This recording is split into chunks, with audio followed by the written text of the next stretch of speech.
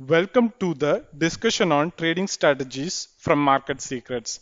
We have organized this series based on your requests. So, in this episode, we'll be talking about flag pattern. So, the flag pattern is actually a continuation pattern and can be used to take breakout trades. Bullish flag formations are found in the stocks with strong uptrends. They are called bull flags because the pattern resembles a flag on the pole. A pole is a result of vertical rise in a stock and a flag results from a period of consolidation. After a steep rise in the stock price, it will trade sideways for some time with small downside in the price. This period is called consolidation and it is called flag. The steep price rise increase is called a pole. During the consolidation period, stock is getting prepared for the next up move. The reverse is true for inverse flag formation, which can be used in a downtrend. One of the important factor during the flag breakout is a volume. We will see a sharp rise in the volume when the breakout happens. This is a must. So let's talk about flag pattern.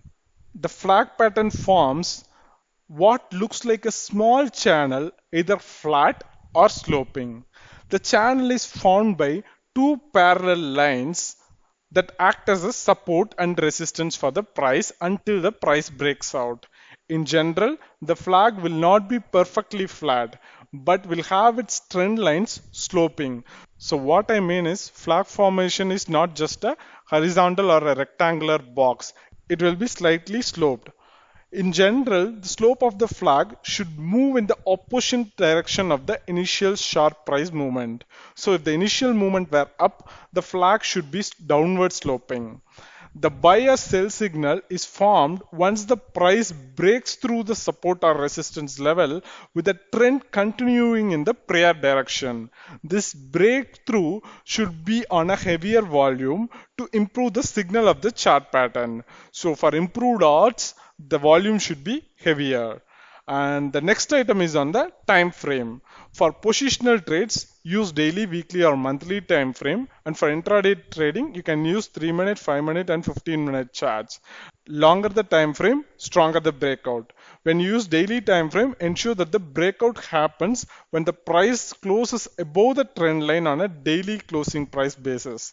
Same applies for all the other time frames as well. It should be on a closing basis. And now, how to calculate the target? The target is set based on the height of the pole. Once the flag gives a price breakout above the trend line, then we can expect it to achieve the height of the pole from the breakout point. So you can use the height of the pole to determine the target. And lastly, the support levels. In the flag formation, there will be two trend lines in the flag, a top trend line and a bottom trend line. This trend line becomes immediate support level after the breakout, and the bottom trend line is your final support. Keep the respective breakout candle low as immediate support.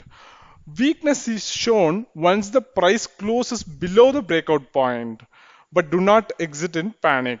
You can exit once the price closes below the bottom trend line of the flag. So let's see some examples of what we have talked about in the flag pattern. So if you look at here, this is what we call it as a pole, a steep rise in the price and followed by the consolidation. So this part, this consolidation part is called the flag and these two lines are called the flag trend lines. This is the top trend line of the flag and this is the bottom trend line of the flag. So once the price breaks out of this particular flag, so remember this should be on a candle closing basis. So if the price breaks out and closes above this channel, then you can go long and your target should be same as the length of the poles. For example, if it is 100 points, you can target 100 points from this breakout and you can set stop loss based on these supporting trend lines. So this will be your immediate support and this will be your final support. So you can set up stop loss based on this particular channel levels. So this is a simple example of a flag pattern and likewise if you look at here there is a big pole here and followed by slightly flat flag.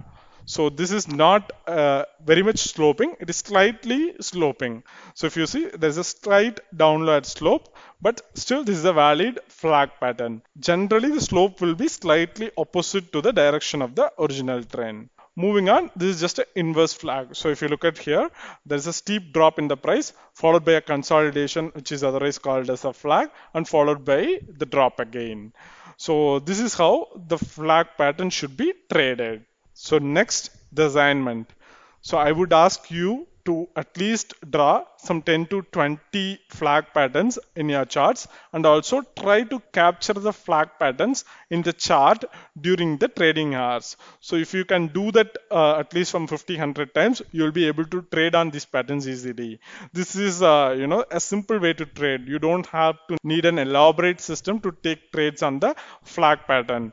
This is like, on the go you are going to have a snack. Just like that, right? You can open a chart at any point in a day, and if you see these patterns, right, so you can easily trade. But remember, you should not do it on a random stock. You should do it only on the stocks in which you are frequently trading. If you can do that, right, you will be able to capture a lot of very good trades. So but don't follow it blindly on some random chart. This should be done only on the charts in which you are trading regularly. If you have any questions, comments, or concerns on this particular video, please do drop it in the comment section of this video. We'll definitely answer them. Hit the like button if you have enjoyed this video, and please do subscribe to our channel and share it with your friends so that we all can grow together. Thanks for watching. Have a great day. Goodbye.